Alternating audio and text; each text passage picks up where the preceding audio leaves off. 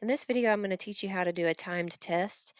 This is a Google Classroom that I just created to just play around with. It's fake, so just ignore all this. But the idea of a timed test is you'll create the assignment and then you will schedule it to post at a certain time, and then you will schedule the due date at a certain time for however long you want the students to have to take the test.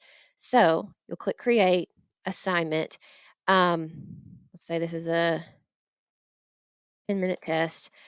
The only thing is you'll have to do this backwards. You have to set the due date first and then come up to schedule it to post. So let's say the due date is the 26th and let's have it at, let's say, sorry, um, let's say it's going to post at 1 p.m. Right. So this is the due date and it's a 10-minute test. So that means it needs to be scheduled to post at 12:50 p.m. on the 26th. So we'll come up here to schedule and change that to the 26th. It's giving me this error right now because the times kind of aren't matching up. So it's angry at me. So let's get this to 12:50.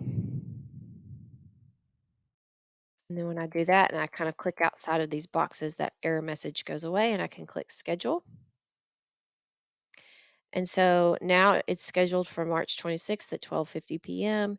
and then it's set to be due at 1 p.m. Now, as a teacher, what this looks like is if a student submits their assignment late, when I open up, this is a different one that I created earlier to play around with, and I already took it as a student. So this is kind of a teacher view. When I click on that number to go to my grade book, it's going to give me all my students right here. I'm the only student in my class in this example, but you can see that I turned it in late. And then as a student, this is the same class, the same assignment. As a student, when I click on this is it, time test with Google, it'll say turned in late. And then if I view the assignment, it'll also say turned in late.